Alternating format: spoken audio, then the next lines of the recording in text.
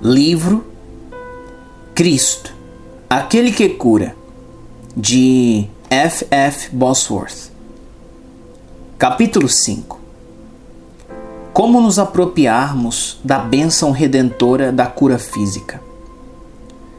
Neste sermão, repetiremos algumas declarações feitas nos capítulos anteriores, para que ele tenha todas as verdades necessárias ao estabelecimento de um fundamento para a fé. Fazemos isso para o benefício de algumas pessoas que podem precisar da oração da fé para a cura antes que tenham tempo de ler todo o livro. O primeiro passo. O primeiro passo em direção à cura é o mesmo que damos rumo à salvação ou a qualquer outra bênção prometida por Deus. O enfermo precisa saber o que a Bíblia ensina claramente. O Senhor deseja curar o indivíduo até que ele tenha cumprido o tempo estabelecido na terra. Toda pessoa que sofre deve ser convencida pela palavra de que sua cura é da vontade de Deus. Enquanto houver a menor sombra de dúvida quanto à vontade divina, será impossível ter fé na cura. É impossível proclamarmos com ousadia uma bênção da qual não temos certeza de que o Senhor nos oferece, porque o seu poder só pode ser reivindicado quando sua vontade é conhecida. Seria praticamente impossível levar um pecador a crer para a justiça, sem primeiro convencê-lo plenamente de que é a vontade de Deus salvá-lo. A fé começa onde a vontade do Altíssimo é conhecida. Deve apoiar-se somente nos desígnios divinos e não em nossos desejos e anseios. Apropriar-se da fé não é crer que o Senhor pode, mas sim que Ele quer fazer. Aqueles que afirmam crer na cura, mas dizem uma palavra a favor dela e 10 contra, não podem produzir fé para a operação do milagre. Ter fé é esperar pelo que Deus fará. Quando o Senhor ordena que oremos pelos enfermos, deseja que o façamos com fé, o que não podemos fazer se não conhecermos sua vontade com relação ao assunto. Se uma pessoa não conhece a vontade de Deus, não tem base para a fé, porque esta é esperar que o Pai faça o que sabemos que deseja realizar. Quando sabemos qual é sua vontade, é mais fácil crermos que Ele fará aquilo que temos certeza de que Ele deseja realizar. É assim que os salvos experimentam o milagre ainda maior do novo nascimento. Não pode haver apropriação pela fé sem que conheçamos por meio do Evangelho aquilo que Deus providenciou para nós. Não existe doutrina ensinada com maior ênfase em toda a Bíblia do que esta. Por intermédio da expiação de Cristo, a salvação e a cura foram providenciadas e é a vontade de Deus remover as enfermidades daqueles que lhe pertencem, cumprindo o número dos dias de seus filhos, de acordo com a sua promessa. Êxodo 23, 25 e 26. Como as figuras em Levíticos 14 e 15 mostram na lei mosaica, invariavelmente as enfermidades eram curadas por meio da expiação. Por isso, Mateus 8,17 declara que Jesus curou todos os enfermos com base na expiação. Esse texto bíblico nos ensina que a razão por que Cristo não fazia acepção de pessoas enquanto curava os enfermos era seu sacrifício vicário, o qual ele realizou para todos os descendentes de Adão, inclusive você. Quando as multidões, aqueles que tinham vindo para o ouvir e serem curados das suas enfermidades, Lucas 6,18 parte A, pressionavam-no, os evangelhos afirmam repetidamente que todos eram curados. Mateus 4,24, 12,15, 14,14, Lucas 4,40 e Atos 10,38. Jesus não fazia discriminação. Por quê? Porque em sua expiação, Ele tomou sobre si as nossas enfermidades. Isaías 53, 4 parte A e etc. Uma vez que as nossas enfermidades foram levadas, é preciso que todos nós sejamos curados para que a profecia se cumpra. Deus fala de modo tão claro que seria necessário um grande esforço para desviarmos dessa verdade. Aquilo que foi conquistado no Calvário é para todos. O modo de Deus salvar a alma curar o físico e fazer muito mais é enviar sua palavra ou sua promessa e depois cumpri-la onde quer que ela produza fé. O procedimento divino na cura é mostrado no texto. Enviou a sua palavra e os sarou, e os livrou da sua destruição. Salmo 107:20. Foi a palavra de Deus que operou de maneira eficaz naqueles que creram. Ela é vida para os que a acham e saúde para o corpo. Provérbios 4:22. Veja também em 1 Tessalonicenses 2:12.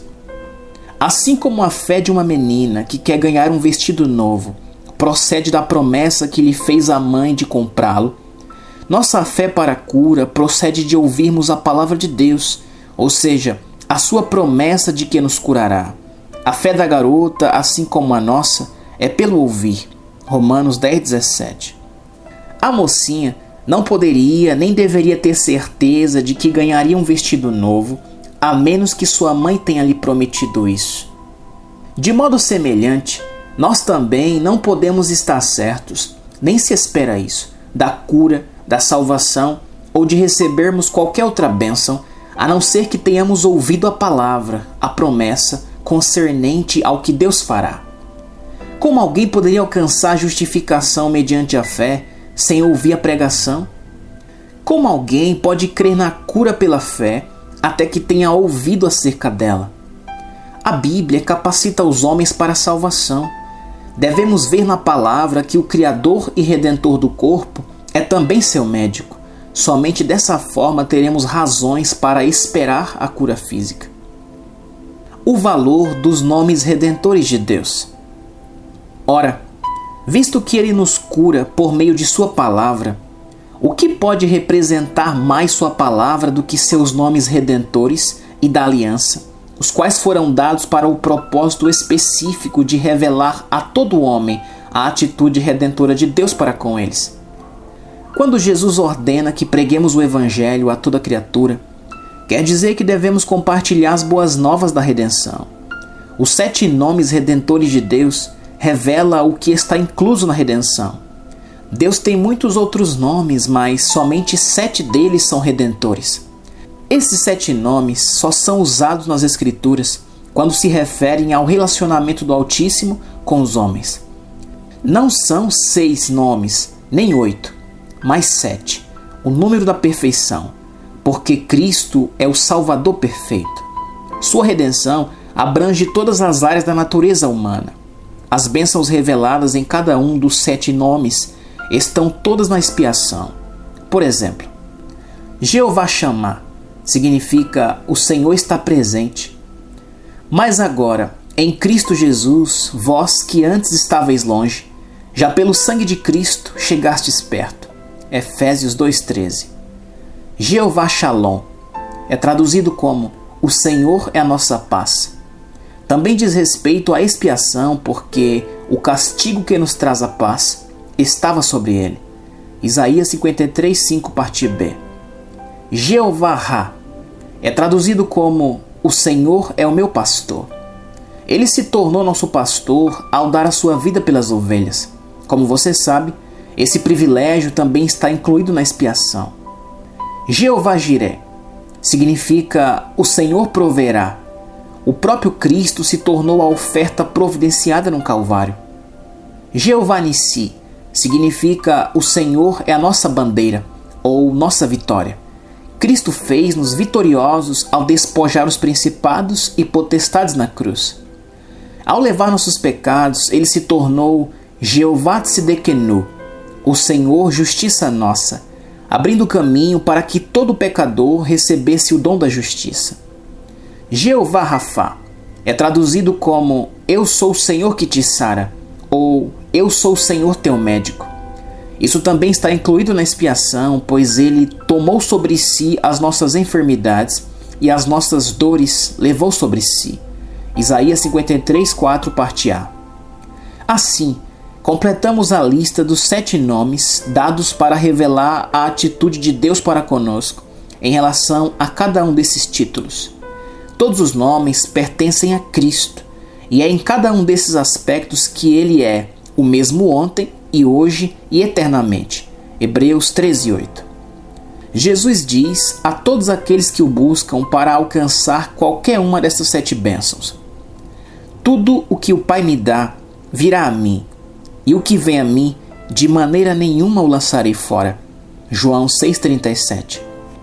Essas são as boas novas que Deus deseja que sejam pregadas a toda criatura, para que cada um tenha o privilégio de alegrar-se na plenitude da bênção do Evangelho de Cristo. Nada representa mais a palavra de Deus do que seu nome redentor, Jeová Rafá. Ninguém tem o direito de mudar a afirmação divina: eu sou Jeová Rafá, para eu era Jeová Rafá, porque a palavra do Senhor permanece para sempre. Uma vez que Jeová Shalom, o Senhor é nossa paz, é um dos nomes redentores de Cristo, todo homem pode obter a paz nele. Da mesma forma, todo ser humano é capaz de alcançar a vitória por meio de Jeová Nissi. Tem o direito de conseguir o dom da justiça de Jeová Tzidkenu, e assim por diante. Então, por que toda criatura não teria o direito de receber a cura de Jeová Rafá?